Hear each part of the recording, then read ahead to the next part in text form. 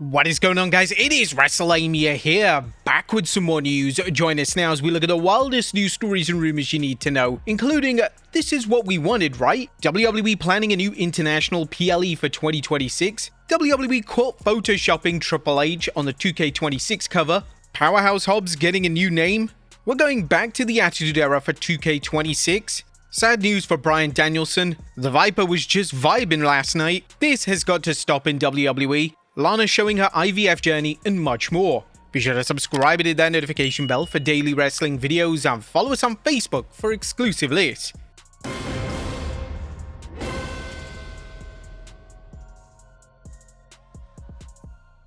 Now, as always, we won't recap the show, but just look at the good, the bad, and the downright ugly.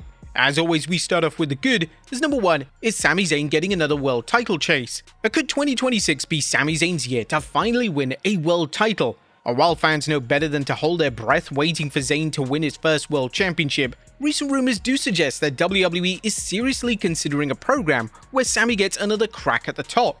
Whether this leads to disappointment or redemption remains to be seen, but it has the potential to shake up the world title picture and, equally important, capitalize on Sami's incredible popularity. Do you think Sami Zayn should win the big one this year? Number 2, Randy Orton works smart. Randy Orton is going for his 15th world title, and he's going to do it the smart way, picking the time and place for run-ins and refusing to posture and brawl as Sami Zayn, Trick Williams, and Damian Priest did last night on Smackdown. The Viper just showed why he's the true veteran of WWE, and it's good to see WWE portraying him like one, with Orton striking when it benefits him.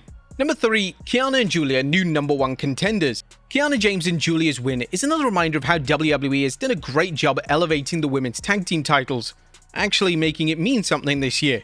Kiana and Julia, another fresh team that can add some variety to an already solid tag division and possibly get James some TV time as more than a manager. We gotta say though, Lash Legend looked a little rough in the ring last night. Perhaps it doesn't go quite in the bad, but she really needs some improvement in the ring.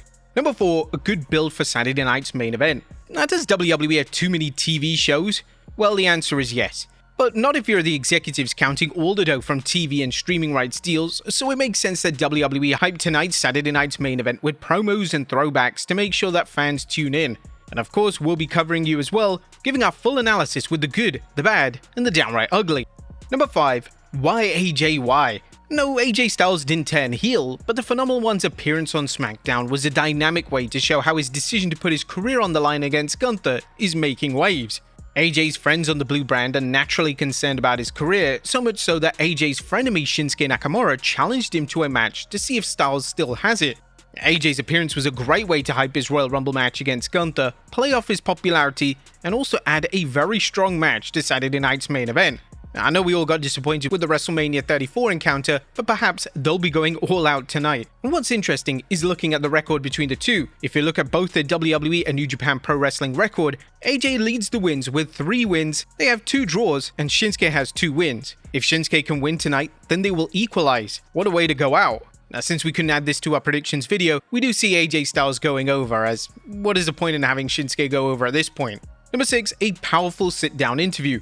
Last night's sit-down interview between Cody Rhodes and Jacob Fatu was another example of less is more, as both men unloaded on each other verbally without raising their voice.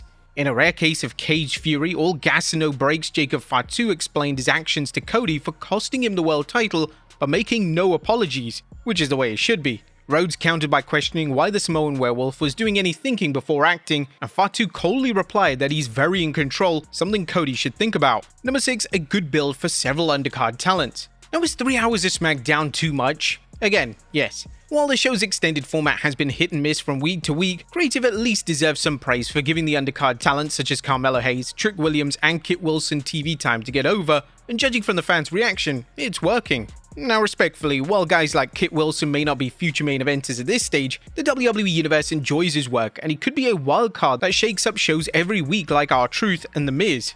Number 7, Johnny Gargano not being phased out. It's good news for Johnny Gargano, as it appears that WWE isn't phasing him out just because his DIY tag team partner Tommaso Ciampa's WWE career is over. Johnny Wrestling's mini feud with Fraction has led to some entertaining matches, which could lead to an entertaining program on television as Axiom battles to get his mask back, and a solid heel promo from Drew. was another solid heel promo from Drew McIntyre last night as the new undisputed WWE champion used his razor-sharp sarcasm to mock Randy Orton, Damian Priest, and Sami Zayn's efforts to win a title shot. This is all while damning Trick Williams with faint praise saying, "Go get him, kid." The only downside to the promo was that Drew focused so much on Sami Zayn's shortcomings that it's almost certain that Sami will win at Saturday night's main event. But that was good. What about the bad is number 1, the Bloodline rules the tag division, and the MFTs are the new WWE Tag Team Champions. And don't get us wrong, while it's great to see the titles after Wyatt 6, as it wasn't really that great, there's no cause for celebration. The title switch was kinda predictable, and there's no reason to think that WWE is going to book the MFTs any better as champs than the Wyatts, who had a nearly 200-day title reign but did nothing to get the belts over. Number 2, not the best 3-hour show. Now, last night's Smackdown shows that WWE needs to plan each show out well or risk ending up with too much filler. So far, the Blue Brand has had a good track record in January following the move to 3-hour shows. However, last night's was a little disappointing compared to the last few weeks. Granted, WWE didn't skimp on matches, but there was too much filler and something seemed missing. And number 3, Jade Cargill's spiral continues. Can Jade Cargill's title reign get any worse? Last night's non-title win over Chelsea Green shows how little thought WWE is putting into it. It's mind-boggling that WWE can elevate its women's tag team scene so much while ignoring SmackDown's top women's championship, giving Cargill the same challenges while she's yet to defend the title on TV or at a PLE a single time. Just make it a title match already. That was nothing downright ugly. SmackDown wasn't a disappointment so much as a letdown after the last few weeks of strong shows. Something seems to be missing on the Blue Brand, but it's hard to put a finger on it, as Creative is doing some things well, including Drew's title reign and more TV time for the undercard, but tonight's show felt a little off. I guess they were thrilled with the big news of Roman Reigns declaring himself for the Royal Rumble. What did you guys think of the Blue Brand last night? Let us know in the comments down below. Now let's move on to the news. Our first story looks at, well, this is what we wanted, right? The top of today's news is just how long will Drew McIntyre hold the WWE Undisputed Championship? Drew's title win has fired up the rumor mill as the Royal Rumble is just a week away, while WrestleMania 42 will be here before you know it. Fans have heard just about every rumor under the sun about Drew's opponents, along with whether he'll enter WrestleMania as champion or former champion. But now Bodyslam.net is reporting that Drew is expected to walk into this year's Showcase of the Immortals as champion. This is the right move, right? We definitely wanted Drew McIntyre to finally enter a WrestleMania where he's champion. Next up, WWE returning to Wales. Now, are WWE fans in Wales set to get a PLE this year? Well, sports journalist Andrew Baydala is reporting there's a ton of noise and chatter that WWE will run a major show in August of 2026 at the Principality Stadium in Wales. Currently, the date would not run head-to-head with AEW All In, but would take place before August 30th. The WWE has had spectacular success with international PLEs, so it should come as no surprise that the promotion is considering more overseas shows. Next up, the Attitude Era is back, well, for 2K26. Fans of WWE's Attitude Era take notice as a beloved phase in WWE is now returning in video game form. Unfortunately for fans hoping to see a much edgier program nowadays, will now have to power up a console to see it.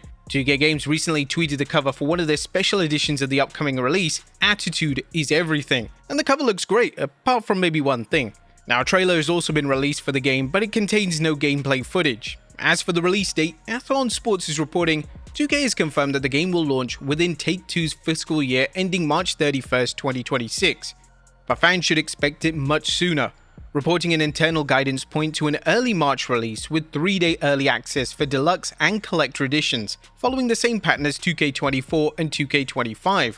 The last time we went back to the Attitude Era was probably 2K16, also WWE 13, where CM Punk was on the cover. I really hope it concentrates on other stories that they haven't really sort of showcased before, such as The Undertaker's rise as the Ministry of Darkness, you know, the whole Stephanie McMahon kidnapping stuff, as well as concentrating on what the Invasion Era could have been at the time.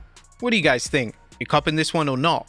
Next up, WWE Caught Photoshopping Triple H. Now, the recent release of the Attitude Era cover for 2K26 has fans talking, and it features a host of Attitude Era superstars, including the usual suspects of Stone Cold Steve Austin, Kane, Undertaker, Shawn Michaels, The Rock, Stephanie McMahon, Trish Stratus, Lita, the Dudley Boys, and Chyna, which is a nice surprise. However, fans are really talking about Triple H on the cover, and it seems that WWE have photoshopped the picture of Triple H, but it still had one glaring omission. X-Account Game Vault posted, they didn't photoshop Big Gold out of the pic, but they did photoshop Triple H's chest. Now this is quite interesting, as Triple H famously required they should not look weak, defeated, or in vulnerable positions in promotional materials and screenshots, specifically for the game Smackdown vs. Raw 2009. In fact, developers were instructed to avoid showing him in any compromising positions. The strict policy was in play for a number of video games, but is it still enforced today? Did the game not want to look weak with much saggier pecs? I mean, we can't blame him. The Photoshop picture looks much better, right? Next up, a new name for Powerhouse Hobbs. It looks like Powerhouse Hobbs will be the latest AEW talent to get a new name when he enters WWE. Bodyslam.net reports that Hobbs will work as Royce Keys. What do you guys think of that name? Personally, I prefer Powerhouse Hobbs, but Royce Keys doesn't sound that bad, right? Next up, Lana showing her IVF journey. As CJ Perry, formerly known as Lana in WWE, and her husband Rusev are now taking a big step in their personal lives as they're working on starting a family through in vitro fertilization, aka IVF. Perry shared in a podcast that her and Rusev already began the IVF process and that she would love to have many children. She did explain that her doctors have given her a positive outlook about carrying a pregnancy, and although she's initially considered using surrogates, she hopes to carry at least some of their children herself. Lana now shares her daily IVF journey on her TikTok channel. We're wishing them all the luck in the world. Next up, sad news on Bryan Danielson. Bryan Danielson's in-ring career is behind him, but the American Nightmare has been seen on AEW television in the broadcast booth, but that was until this week when he was mysteriously absent. It was noted in the Wrestling Observer that Bryan Danielson wasn't there. He's been having a lot of neck issues from traveling every week. Inside the Ropes referenced a December 2025 interview where Danielson told Chris Van Vliet, "It's no big deal, but with my neck as bad as it is, all of a sudden it was almost gosh. It was like 8 or 9 months where I was only traveling maybe once a month. I go to pay-per-views and all that kind of stuff, but yeah, the weekly travel has been a lot, and it's just been made sleeping hard and that sort of thing." Danielson's physical condition is a reminder of the toll wrestling takes on performers' bodies, despite it being a work sport. Next up, the Viper just vibing. Randy Orton seems to be having the time of his life since returning from injury in 2024. But fans who attended last night's Smackdown saw Randy sneak out under the ring, with the Viper dancing to Trick Williams' music before he slid into the ring and landed an RKO. I'm telling you, the guy's just having as much fun as possible in WWE. And finally, this needs to stop. Last but not least, a time for the latest edition of fans behaving badly. On last night's Smackdown, a foolish fan touched Solo SIKOA while Solo was walking down to the ring, and you can see that Solo was very annoyed by this as it ruined his whole entrance. While some fans might think that WWE's exorbitant ticket prices allows them to get up close and personal with WWE superstars, the reality is different. If a wrestler wants to interact with fans, that's their prerogative. However, given wrestling's history of irate fans attacking wrestlers, the last thing a wrestler wants is someone reaching out to them when they don't know what their motives are, and they're also interrupting something on television. Conversely, WWE needs to up its security game, as the aisle is way too narrow for Solo to navigate. But there you have it, folks. Our look at Smackdown, as well as the wildest news stories and rumors you need to know. Be sure to leave your comments down below, and I'll see you next time with some more wrestling content.